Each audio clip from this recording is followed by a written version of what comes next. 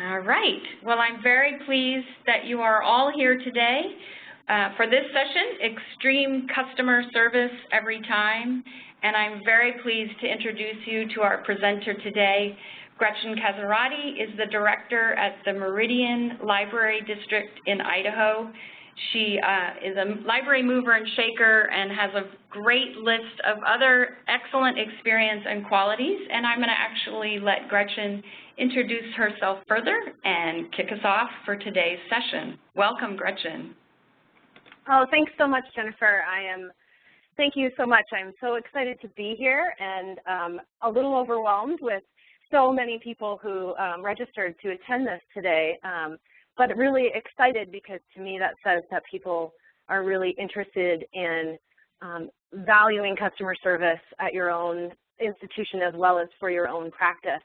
Just a quick background on me. I started my career at New York Public Library as a children's librarian and moved to the Darien Library in about, I think that was 2008, and kind of moved up through a few positions there through children's services and teen services, ultimately ending up as the assistant director for public services there.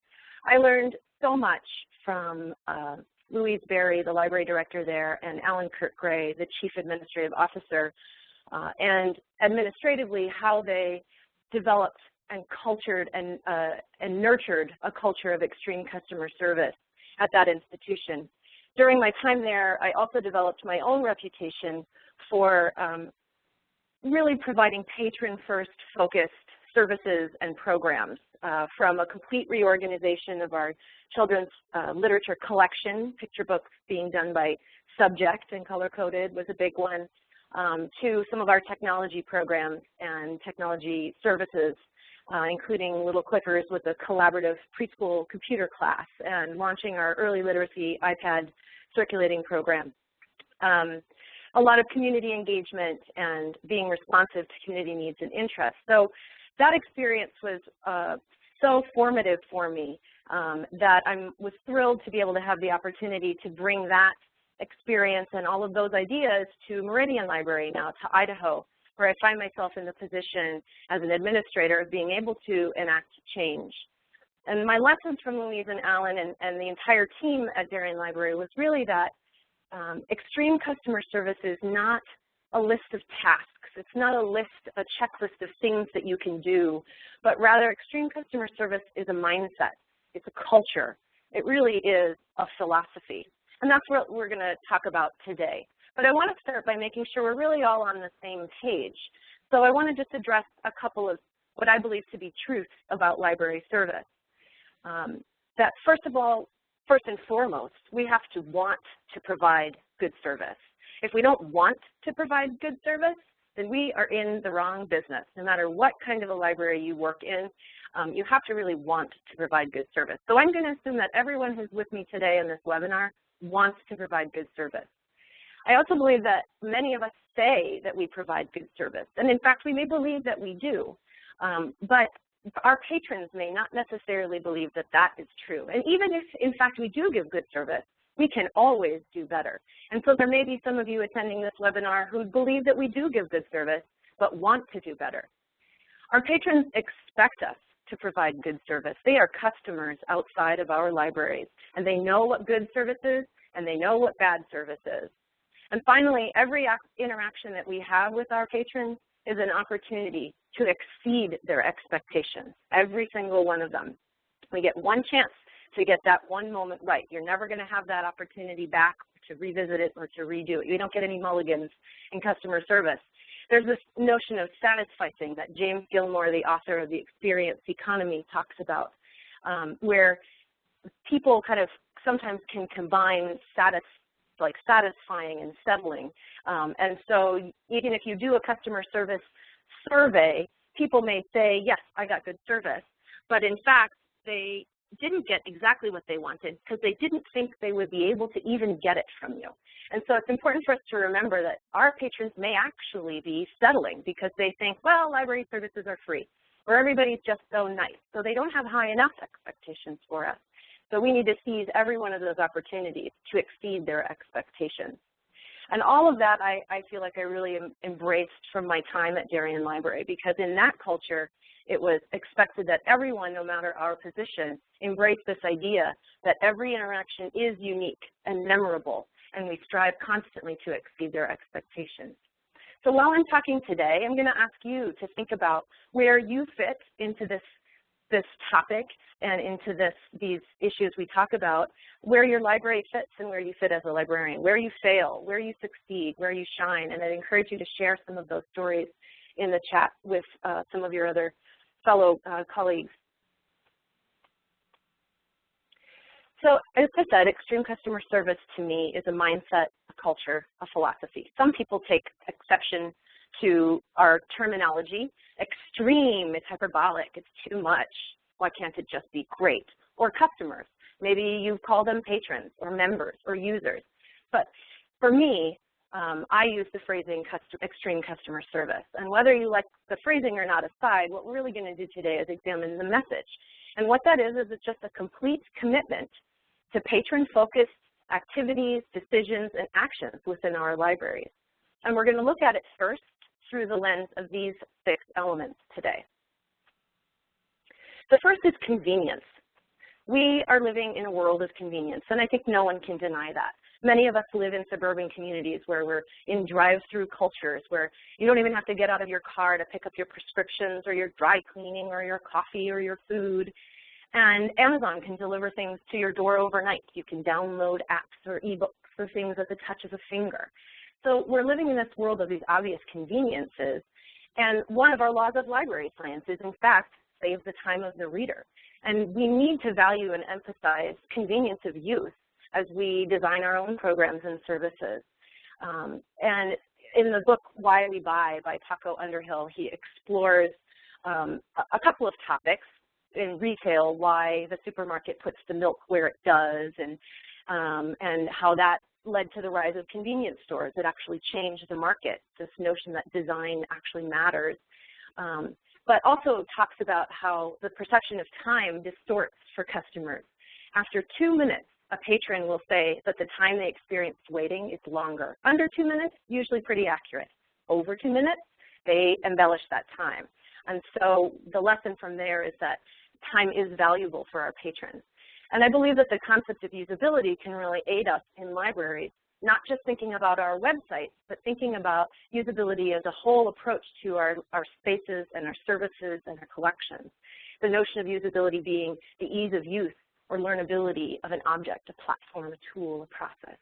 And I don't want us to be losing our patrons to new markets because we don't value convenience in our own philosophy of service.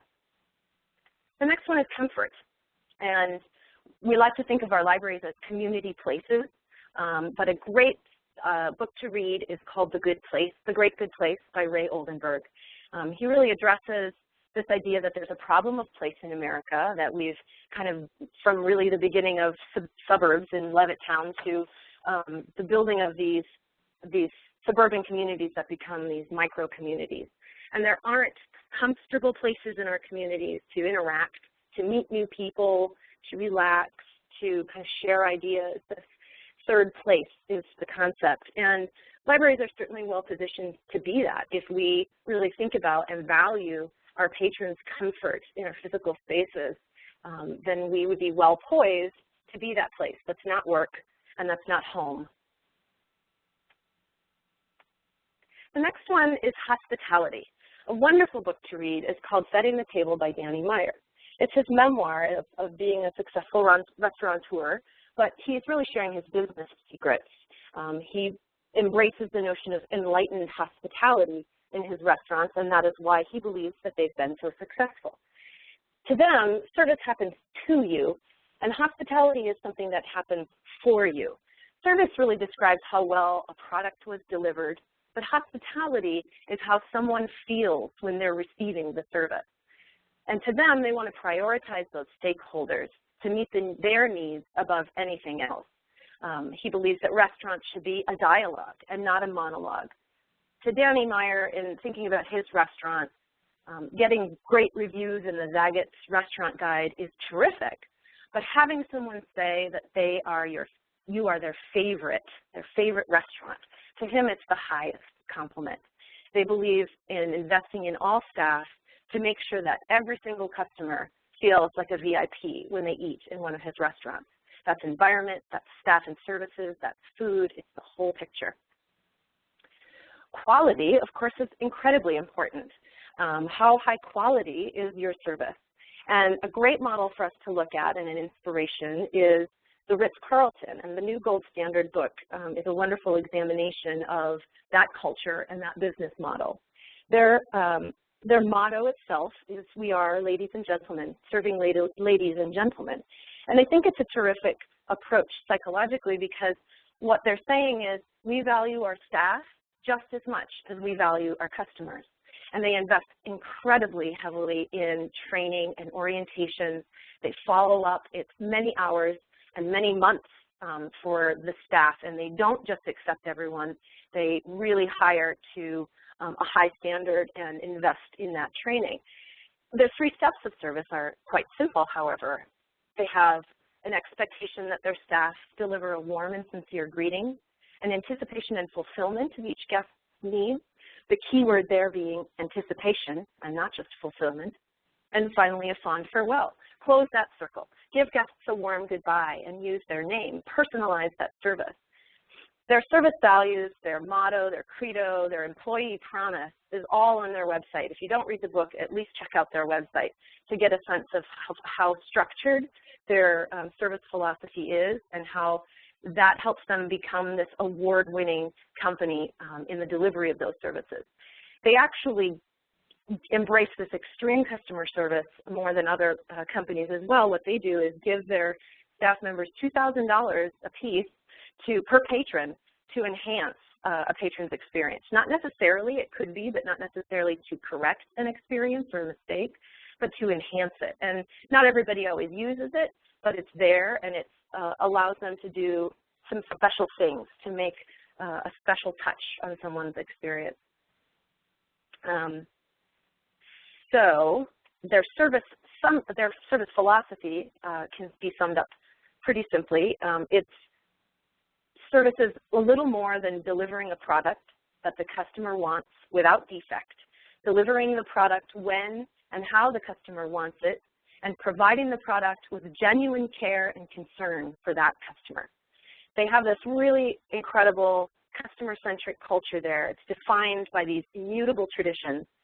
And because those aspects are so clearly defined, those core services and values are at such a high level, it really is timeless within the institution. So no matter who comes and goes at the CEO level, all of those values will always remain true and steadfast for this company. And what a great philosophy that libraries could adopt, I think. Another excellent company to look at inspiration for this idea of quality is Apple. Like them or not, they are very well known for their high quality products and design, but also for their customer service in the Apple Store. Of course, we all know that they're there to sell products. Some of these are companies that I'm talking about. But what's great about their training for their staff is that they train them not to be afraid to break or bend the rules to make a customer happy, because the end result is more brand loyalty. They ultimately will make more in sales in the long run, even if they lose a sale in an opportunity where a staff member will break or bend a rule. Lots of examples of that.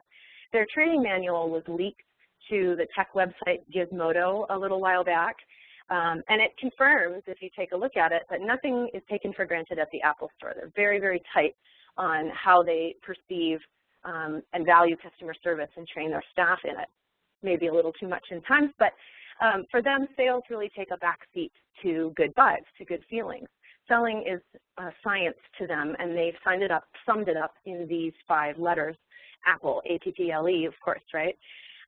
It's approaching the customers with a warm welcome, probing politely, using closed and open-ended questions, offering solutions, give them something concrete or tangible that they can have, listen and resolve any issues or concerns, and then just like Ritz, close that circle, ending with a fond farewell. So you can take a look at something at that online. As I said, there's certainly some what people might think is creepy on there, but I think it is an excellent inspiration. I personally have had a lot of experiences in the Apple Store where they've gone above and beyond or broken the rule just to make me happy, and it certainly has encouraged that loyalty. Trust is so important, and for me, one of the qualities that I carry the most strongly from my time at Meridian Library. It's really at the core of their service philosophy that patrons, trusting that the patrons are going to do the right thing, and you would deal with exceptions or offenses individually, trusting in each other, in your colleagues' abilities and intentions. No place is perfect, of course, but the structure of that, of having a culture of trust, really makes the staff less prone to failure in the actual delivery of service. And in turn, in truth, the staff view the administration through that same lens as the admin and managers view your frontline staff. And it pushes everyone toward excellence. Distrust can shrink morale, but trust opens up a staff member. It gives them pride. It gives them an opportunity to be creative. And if we empower our staff in decision-making, which they do there at Meridian Library, it really fosters a healthy risk-taking culture where creativity can thrive. It doesn't cost any money, and a lot of people, that's like one of our obstacles, which we'll talk about in a little bit. But having a culture of trust doesn't cost any money. It comes from choices we make to remove small barriers that interfere with an employee's work performance. It emerges when a patron feels valued and recognized. The last one I'm going to bring up today is wow. And Zappos is a terrific example of a company that delivers wow. They have their core values on their website, actually a lot more that they're doing now with sharing their culture and their customer service philosophy. And this, of course, is a website that sells shoes. So they're using technology to make the experience of buying shoes hassle-free, convenient. You can buy shoes, order them online, and deliver them to your door, and you can return them with no hassles. But they recognize that there's some things that technology can't do, which is the human touch. And Zappos staff members are empowered to go to any lengths to help a customer.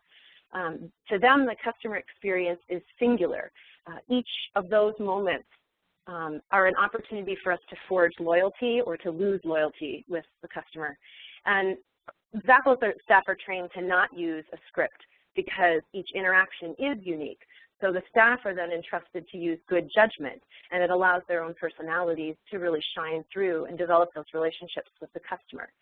But again, we're talking about a shoe website. So why I wondered when I first learned about this was why invest so much in this customer service team if it's a website? And to them, it's because they actually still get thousands of calls and emails a day, but because it's a website-driven company, those people may only call once in their lifetime. They may only have to email once, so Zappos only has that one chance to wow them. And they believe that anything worth doing is worth doing with wow. So some of their extreme customer service examples are, you think, gosh, why would they even do that? They, something touching where a customer had forgotten to mail back a pair of shoes because they had a death in the family and a rep sent flowers to the house. But it goes to where somebody forgot their shoes for a wedding, and the Zappos staff actually went to a physical store to buy a pair of shoes and brought them to the hotel because they didn't have it in stock to deliver it. So they really invest so heavily in allowing the staff to do whatever it takes to make the customer happy. And they know that it may cost 5 times more to get a new customer than to retain an old one. So they make a conscious choice to invest in their staff in this customer training as opposed to the marketing. A shoe is just a shoe, but what Zappos is doing is adding value to the shoe through the service. And it allows then the staff to be creative and to make that experience unique for those customers. So those are those 6 elements that I believe are the qualities of an extreme customer service philosophy or culture. And I wanted to take a second before we move on to talking specifically about libraries to see if anyone had any questions I see that some people are sharing some other titles, which is great. Some I'm not familiar with, so I'm going to look forward to going back to looking at those. Yeah, excellent work so far, Gretchen. I haven't seen any questions come through. I think people are wrapped in attention, so if you want to keep heading on, we can certainly encourage folks to post questions or continue to share great resources with you. Okay. Oh, here's a great question. How do we balance these wonderful but extreme examples with being stewards of the public trust? Oh, that is an excellent question. As I said, I think that a lot of these things don't cost money.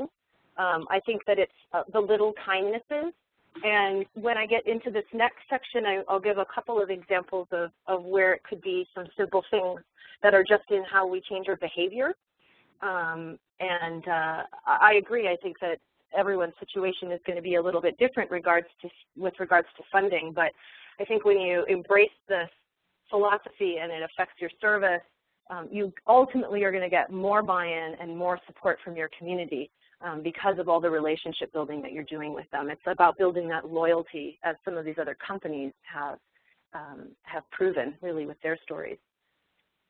So I think I'll touch a little bit more on that as we get into this next section. Okay, so we're going to have some more questions at the end, and I may address some of these as they come up. We're going to talk about libraries now, and as you just were alluding to, we aren't the Ritz, we aren't Apple, and we don't have these large profit margins that we're dealing with to return those back. Many of us are just trying to get by on our tight budgets. And we also know that making everyone happy is not easy. So we have to accept that we can't control a lot of those external factors. But the one thing that we can control and doesn't cost any money is our attitudes. And turning something that isn't into the Ritz into feeling like it's the Ritz is possible by just in our everyday interactions. We can make every patron who's in our library, whether they're there just to play Farmville or coming to a story time or whatever, we want to make them feel like they're the most important person in the world. And we can't do that if we find ourselves that we judge our patrons. So we have to strip away some of those kinds of negative behaviors and really kind of come to service with more of a humble attitude, that we are not here to judge people. We are here to serve, and we are here to make their experience great while furthering the missions of our institution. So those interactions that we are talking about happen in three ways. We're talking about one-on-one interactions between a staff member and a patron. We're talking about how patrons interact with our library as an institution. And we're talking about our library's kind of role within the larger community. And within each of these interactions, each one of those is an opportunity for us to provide a high-quality service to enrich that experience and hopefully to deliver some wow to our patrons. When we think about the one-on-one interactions, no matter what our position is, we have to accept that we are all librarians to our patrons. If you work in a library, you are a librarian to your patrons, and they don't know or care what department you work in, or if you're on your way to the bathroom and someone asks you a question, their expectation is that you know what the answer is. So we have to kind of think about coming to service simply then, and remember that some of those basics, what we look like, what we observe, what we feel, and what we do are some of those elements that we want to kind of always remember. We don't have those $2,000 to spend on a patron, but as that slide a few back, the picture of the little notebook says, every decision that we make affects the way that people experience the library. That's something that comes from a company called Influx that does a lot of usability and consulting. So it doesn't have to cost money to make someone feel like a VIP. So what does that actually look like in the one-on-one interactions, in the actual service delivery? I think we're really going to talk here about some benchmarks. If we don't embrace these 10 qualities as benchmarks for service in the 21st century, we can't even think about getting to extreme, and I'll be a little more specific here. So focused attentiveness. We have to be fully present and make eye contact and be an active listener observing their body language and their expressions, particularly paying close enough attention to notice micro expressions. What are their eyes telling you? What is their body language telling you? This kind of artful attentiveness and focused vision fits the purpose of delivering a wow experience for people. They really feel that you're aware and attentive to them. We need to listen to what is and is not being said. They might be asking for something up front, and it's sort of the art of the reference interview in a sense. But we need to be thinking about what's going on that they're not telling us, and that may help us to be able to anticipate as well as fulfill a customer's needs. Try not to use library speak. This library jargon, we need to think about coming to our conversations with them in the language that they know and understand. One of my grad school professors said to me once, if you make a child feel stupid once, then you'll lose them forever. And I think about that a lot in my own customer service, which is not to be condescending, not to expect everyone to know how things work. And I think that also goes back to the phrase I used earlier about thinking more from a place of humility in our service. You need to say what you mean and mean what you say. People really can tell when someone is sincere and not. And when we say the simple basics of smiling, trust me when I say that people know when you're being sincere and when you're not. I think 6, the approachable body language is really so critical for our front desk, our frontline staff. Some of it being dress, what we look like. If you want people to treat you professionally, then we need to dress accordingly. I have experienced a range of responses to people based on how I present myself. And I think anytime a patron comes up to you and says, excuse me, I'm so sorry to interrupt you, I just had this question, then we need to stop and kind of check ourselves and say, what do I look like? Well, how was I standing? Was I buried in the computer? Were my arms crossed? What was I doing that made me seem unapproachable to the patrons? Trust, I talked a little bit about that already. We need to trust our patrons and trust each other. And if you get the question, own it, see it all the way through, and don't hand it off. Taking responsibility for your interaction with the patron is really important to how they perceive the entire experience. Taking initiative is very simple and important, and it's not about anything major. It's about something little. If you see something that needs to be done, you just do it, and don't wait for someone else to do it. If you see trash, some crumpled up paper on the floor near the trash can, then my expectation would be that you would pick it up and put it in the trash can. It shows that you care about your space. You care about how people see your space. And it's those little things that I think that can contribute to the overall cultural environment. And finally, you have to want to give service. You have to believe it. Our actions have to have intentionality, because the best service really comes from having a service heart. And we can always teach the tasks of any job in a library, but to fulfill that larger purpose really has to come from within the individual. Danny Meyer talks about, or actually, excuse me, it's the Ritz. They talk about the difference in dining in one of their restaurants. It's a simple touch about knowing someone's name. So when we go to a restaurant, we may give our name to the reservationist, but then when we actually get sat at a table, that nobody interacts with us by name. But in a Ritz restaurant, their expectation is that the waiter take the time to learn your name, and when you're sat down, they would say, good evening, Mrs. Caserotti, thank you for dining with us tonight. So the expectation being that people have a personalized experience in something as simple as eating in that restaurant. So that's for everybody, but let's talk a little bit quickly about managers. My understanding is there's kind of a wide range of folks attending this webinar today. And managers have a lot of responsibilities to help develop and support a culture of extreme service in your library. The first being, we have to make sure our staff are available to give excellent service. And the thing I learned at Derry Library, which I'm trying to bring here, is not asking them to do back office work on desk. We have to schedule ourselves accordingly. It's not easy. I know that sometimes you just don't have the time or the options or even a place to do back office work. But I think if we do our best to continue to work with that goal in mind, that's how we can continue to make sure our frontline staff are available to to be responsive, to be approachable. And we need to hold ourselves, as well as our staff, accountable to those service values. We, as managers, shouldn't, I believe, and I don't fault any staff member for bending the rules if the action results in better service for the patron. That kind of harkens back to the Apple Store model. And I've had that experience where I've brought my phone in with a cracked screen and said, I dropped it, is there anything I can do to fix it, or do I have to get a new one? And the staff member said, I'll just pretend that I didn't hear you say you dropped it, and you're under warranty, we'll give you a new one. I was in and out of there in 20 minutes with a new phone, and they retained me as a customer in the long run because of that kind of experience with them. We need to give the staff tools and the time, and like the Ritz, reinforce that culture. They do a lot of things at the Ritz with a daily lineup, for example, where the staff all get together, and a part of that daily lineup is sharing their own wow stories. So it's a way to reinforce those cultural expectations, to kind of positively reinforce the behaviors that we want to have our staff exhibiting to our customers.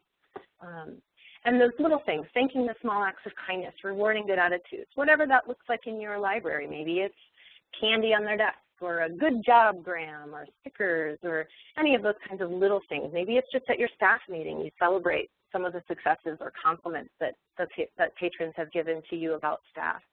If we as managers can do all of these things, as well as our own frontline service responsibilities, that we can help our staff go above and beyond those basics, then we're continuing to develop that extreme customer service culture in our library.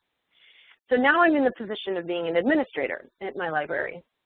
And it's very different because it's not the individualized frontline opportunities that I used to have. It's providing the support and the staff and the resources for my staff to develop that within.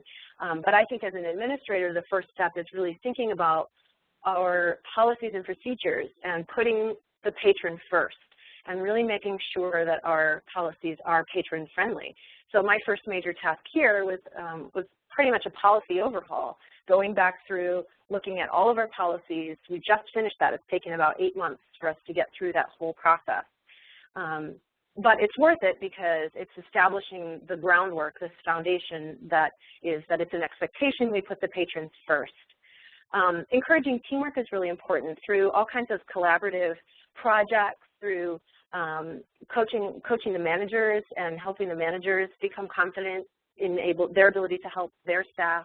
I want to have our staff feel empowered to make decisions on behalf of the patrons in the moment that it happens, and not have to worry about 8 levels of red tape to get to an answer for somebody. We want to be able to be responsive right there in the moment. So for me, just like my expectation with managers, is that no one's going to get in trouble for bending the rules, again, if the action results in better service for the patron. I always want to try to be looking for ways to catch our employees doing something well, and thinking of different ways that we can do that. And I know that it's hard to develop if it doesn't exist, if a culture of extreme customer service doesn't exist yet. But it's not going to come from me just telling them either. And it's this whole kind of larger picture of hiring and holding people accountable for it. And a lot of that has to come from the staff as well. So just recently I had a staff member come, a manager asked about developing our own sort of core competencies. And that made me so happy because 8 months in, it means we're making progress in this way where the staff are wanting to identify these kinds of things. And when it comes from the staff, it's going to have much more success in the long run. So I'm really excited about some of that progress we're making. The library itself, let me see, I just got, did my screen just freeze? There we go. Sorry about that, my screen was slow there. Okay, so the library to the patron, an individual interacting kind of with the library as an institution, we're looking at a couple of categories there. The individual, one-on-one, as we've talked about, but also remembering and considering that a patron is interacting with our library through our collections and our spaces. They're interacting with our website and our catalog, and to our services, our programs and our services. Excuse me. And each one of those is also an opportunity for us to be thinking about how can we wow them, how can we enrich that experience, and really valuing that. And library to the community, this kind of goes back to one of those questions we were talking about a little bit ago, where the culture that we have within our workplace really affects everything that we do in our communities ultimately. And if we have this excellent customer service, it may take time, but ultimately you're going to have much more buy-in from your community and more support and goodwill and loyalty and all of that, because you're reaching more and more people. And just like the Zappos philosophy, instead of investing in marketing, if you invest in your staff and your service, then you're going to have much more word of mouth and more kind of grassroots support that will grow for you. And I think as embracing this idea of a patron-first mentality, ultimately what we're saying is we're flipping the model and worrying less about us being successful and more about our communities being successful. Because if we're really focused on community being successful, then we will be successful. But we need to, of course, accept and acknowledge, excuse me, that we have obstacles and failures that we are going to have to deal with. Obstacles come in many different forms. I'm sure that's probably going to be the biggest thing that will come out through chat, not being able to keep up with it while I'm talking, but attitude is a big one, whether it's our own or if it's a coworker's or maybe a supervisor's. How do we deal with somebody who we feel has a bad attitude, and that's an obstacle to us being able to provide extreme service? And my only suggestion there, of course, because every situation is going to be different, is trying to focus on humanizing the patrons and really individualizing and understanding where that person might be coming from or what that scenario is, being aware as well how you feel when you deliver or when you receive, excuse me, bad service or adequate service as well as really good service.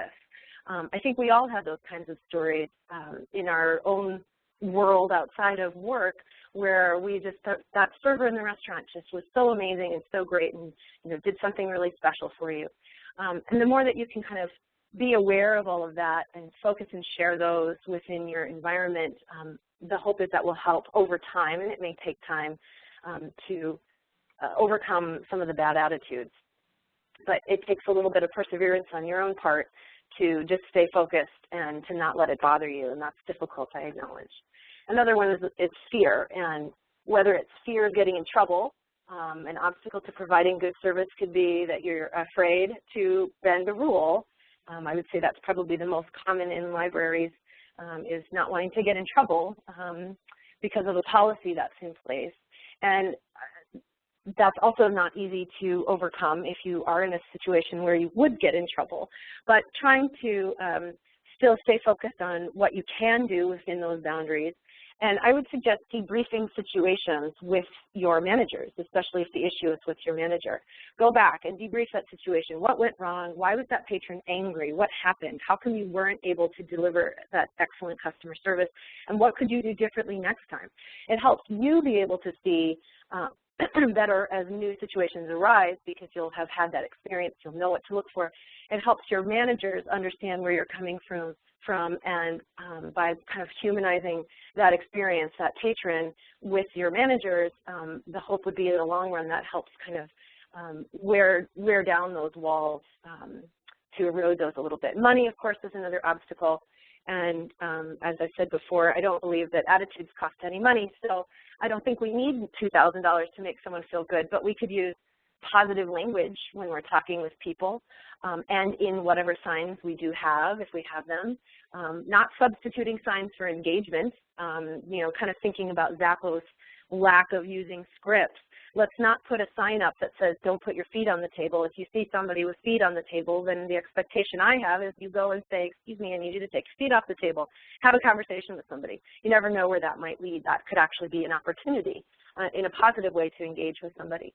Listening and being flexible doesn't cost money. Putting somebody's needs first just doesn't cost any money. And I know that admin is probably an obstacle for some of you as well. And as I said, I think my best suggestion is to find ways to succeed within the boundaries you do have, that they are comfortable with, and just keep sharing the success stories with them. And if over time, the hope would be they could understand the value and the worth of allowing you to go further than the basics. And that you can establish a culture at your own level and hold on to that, hold steadfast, and not to give up or to be defeated, if you will. Mistakes, however, are a little bit different because we're talking about human beings and not algorithms. So with human beings will come mistakes. It's inevitable. We all make them. And Danny Meyer believes that the faster a problem is resolved, the more quickly it is forgotten. The customer is not going to remember who made the mistake, whose fault it was, but they are going to remember who took the initiative to fix it and what you did to fix it. So here's, to me, where the extreme can really feel truly extreme when thinking about extreme customer service. Empathy is, you know, if you give service with empathy, we're really paying attention to, and we have a willingness to go beyond a simple resolution. And we can salvage a bad situation and turn it into a winning outcome if we follow the 5 A's that Danny Meyer outlines. The first being aware that that there is a problem, right? A common one would be a book that somebody returned and it wasn't checked in when they returned it for whatever reason. So they're upset because they're getting overdue fines for this book that they know they returned. So we would acknowledge it. And here's where the trusting the patron comes into play, like Zappos. I don't care what the problem, like where you're coming from, why you need to return the shoes. I'm not going to question it. I'm just going to accept their word because they have no reason to lie to me. If you have abusers of a situation, that's a different situation that you would deal with accordingly because that's an individual situation. But you would acknowledge the problem. Oh, I'm sorry that happened. I need to apologize for it. And you want to act. You need to check it in. You need to deal with the situation. And in most instances, we're going to waive the fine for them. But here's the kicker. It's like, the additional generosity. How can we take that mistake and do something on top of that? What is it that we can do within our own environment? And I don't know what that answer is because I don't know your environment. If you've got a coffee shop in your library, maybe you give them a gift card for a free coffee. Maybe you could extend loan dates on something else they have out.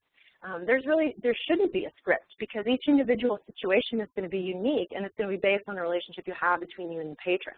But thinking about what kinds of things can you do that A, don't cost money, or B, that isn't going to hurt anything. It's going to make the patron feel much better and happier about the experience. One example from Meridian Library, which was a different scenario because we're going to talk about money, but we had a patron who was very angry about a book that was overdue that he had on hold. That's the nutshell of the story. But the reality of the story was that we had many opportunities along the way where he interacted with us that led up to the escalation of him being very angry that this book was overdue and he was still waiting for it. He wanted to know who had it out so he could go get it. He figured it was in his son's class, somebody else in the class. He wanted us to call to get that book back. And instead of getting caught defending our policies, the staff member who dealt with this angry patron saw it quickly and was able to order a book on Amazon for that patron, in addition to some of the other homework resources. I'm giving you a real summary here. And have it delivered to his house. And then when he brought it back, we added it to the collection. When that book came back, it came back with a really nice note about how responsive Erica was in that moment and how he went from being exceptionally angry and shouting to feeling happy about how we responded to his needs. And that came from a mistake that we had made. So like Danny Meyer says, we can find ourselves in a better spot sometimes than if the mistake hadn't even happened, depending on how we respond to it and whether or not we can find ways to apply additional generosity.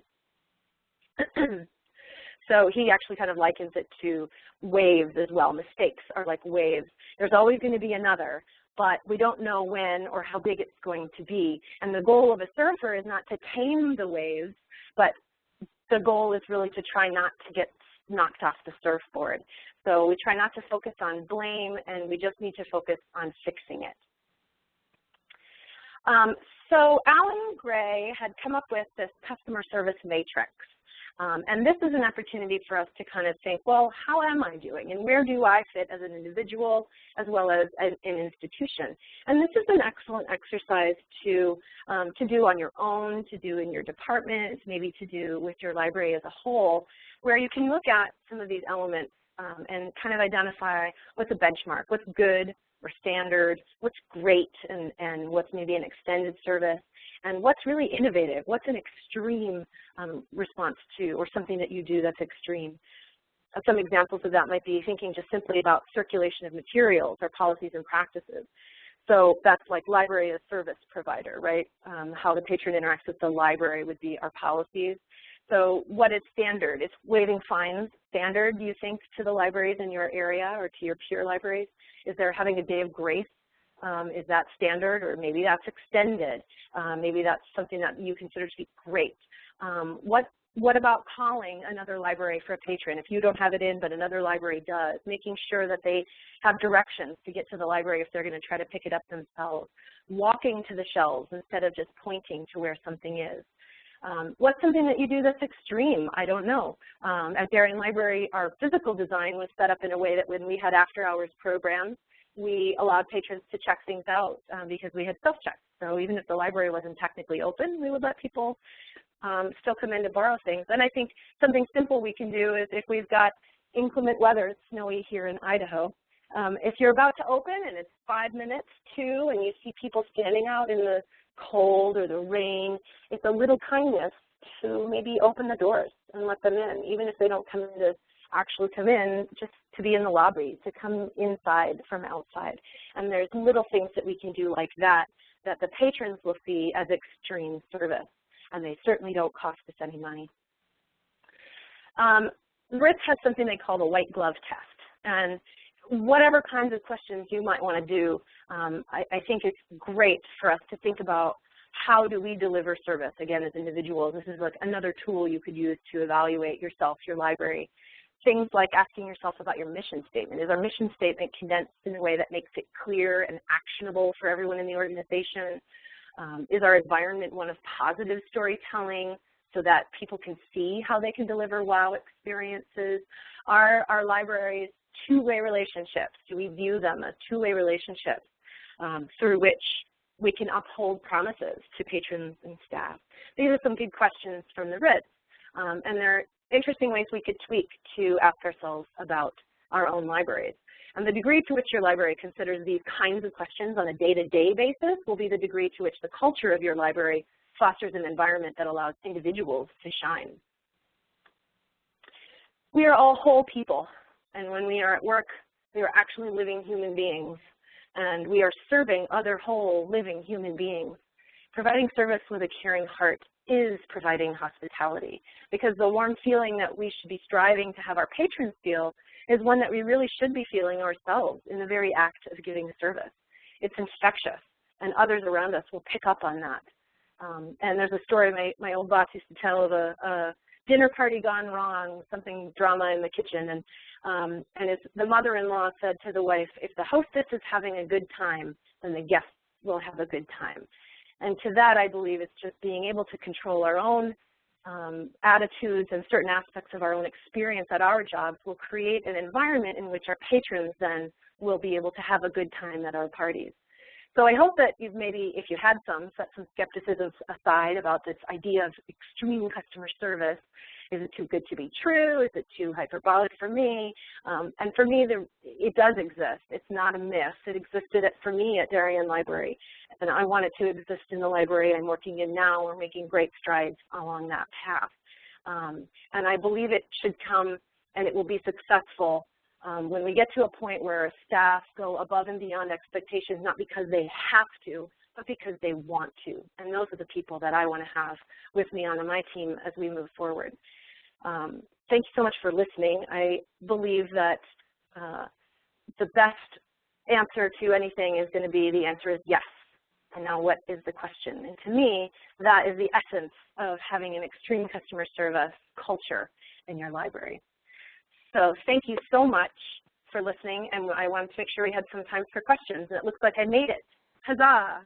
Huzzah, you did an excellent job. Thank you so much, Gretchen. And I have collected some questions here that I'd love to hear your input. I just want to also thank all of those that have been contributing to chat. Really, you've been sharing lots of great advice with each other.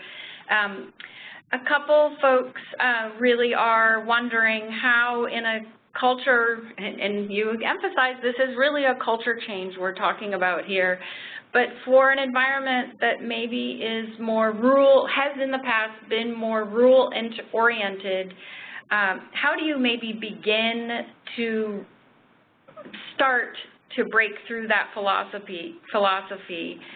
There's concerns people have about, that the policies are there for safety, and that anytime you move away from those policies, it can create problems, or staff have that concern. So can you just talk a little bit about maybe how to start to talk about changing those assumptions around those policies being more flexible?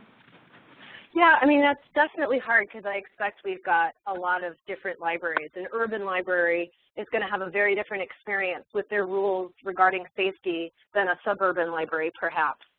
So it is kind of difficult to answer that because it might depend on the circumstance that you find yourself in. For me, when I worked at NYPL, I'm not going to lie, I just broke the rules a lot. If it didn't affect safety, for example, I mean, we had security guards who were taking naps there. So, like, there's a certain level of you take ownership of your experience. And for me, it was, I'm just going to do it. And the whole, expression of sometimes it was easier to ask forgiveness than permission was true for me working in that environment. But I didn't, we don't necessarily have that here in the suburban climate. So I do find it really difficult to answer that. I think sharing the success stories is probably the best approach no matter what the situation is. Finding good cases to bring to your administrators, being concrete about what your suggestions are. If you want to make a policy suggestion, a policy change suggestion to an administrator, be clear about where that's coming from, what the proposal is. Maybe that's just my own philosophy, but I welcome suggestions from people because they're the ones living that policy. So I think when we're thinking about safety, it's like some people have a vision of safety for our materials, like is the policy in place because people think that everyone's going to steal your DVDs, or is the policy in place because people are actually afraid for the staff's safety? So I find it a little bit difficult to answer, but I hope that at least gets us kind of on the path to thinking about some options depending on what your situation is. Absolutely, and I will share one excellent comment came from someone who, in order to really move past those service barriers, she did an online survey with staff called the Today I Bent a Rule or Wanted to in order to provide good customer service. And in it provided staff the opportunity to tell a little bit more about those barriers, and then they could actually work out, they had a list of issues to address. So, and I know many folks asked about that survey, so Sarah, I'm going to reach out to you, and if you're willing to share, we'll post that as a resource to the archive page. So come on back. Yeah, what a great idea, great idea. Excellent. And there were a couple questions. I just wanted to see if you have a take on it. There were definitely a number of folks who commented on the issue of that there are difficult patrons that really are taking more of their time than they wish, or they're getting all the attention and that they don't really have time to give the good customer service responses to those that are being good customers. So can you talk a little bit about how you balance that and how, again, I think it's a culture change shift that can happen, but talk a little bit about that. I think body language and our physicality is really important. And I don't know the scenario, but for me, if I was sitting at a desk and a patron, you realize like time has gone on just a little too long and they're just comfortable chatting, the act of standing up, of making motions, gathering some papers to tap. And sometimes if it gets to a point you actually have to address it, say, it's been so nice to chat with you. I've got a lot of things I need to get to. It's easy to do if you've got people actually waiting, because then you can just say, I need to help this person. You need to kind of take a little bit of assertiveness to take ownership of that moment. It might feel awkward because many of us are drawn to this profession. We feel like we want to be nice to people, but there certainly are boundaries, and if they're taking up too much of your time, it's sucking a little bit of your ability to be productive as well as available to other patrons, because that's another obstacle, like in thinking about how approachable you are. If you're standing and chatting with another person, that might be an instance where someone will come up and say, excuse me, I'm sorry to interrupt, or not ask the question at all because you're chatting. So definitely thinking about how you use your physicality can help kind of change up the situation or the feeling in that moment. That's a strategy I use a lot. Yeah, and you'll be glad to know there were people sharing ideas on how to address people who appear to look busy at desks. There are a number of folks who use a sign that maybe says, please disturb, I'm here for you, as a way to just be sure, to make sure that's an option if you are engrossed in what you're doing. And that relates to one other question that it would be great to hear your feedback on. There was a comment that a lot of the advice that you were giving was aimed at libraries where it's practical to give patrons individual attention rather than libraries with high patron circulation. Could you address that comment? Let me think. So high circulation situation, does that mean like they have a single circ desk where there's lines of people who need their books checked in and out? Is that? Well, I think you maybe have hit the nail on the head here, is that it maybe has to do with configuration. Maybe it's how the library service areas are set up. I know from my experience working in libraries, sometimes having clarity within the staff structure around, you know, where those questions are best addressed in more detail. So maybe it's being clear when you pass certain situations on to, you know, the reference desk, beyond the circ desk. But I think the other thing that's important from my experience to emphasize here is that really those, you know, the issues of how we are postured, those thank yous, those small apologies, that those are the things that you can squeeze in even if you are a very busy circ desk. Okay. I see someone had just said too, it's a university library situation, so people coming and going, people who generally ignore the circ desk. So that kind of makes sense. If they're not there, they're coming to use the library for a different purpose. So they're bypassing the interaction point or the touch point. So that's not going to be a situation where that individual at that desk maybe can enact that, or maybe it's attempting to flip it. Maybe if it's possible, you know, flipping your keyboards and the monitors so that you're helping and assisting from the front of the desk instead of from behind the desk. Is there a way for you to come out in front?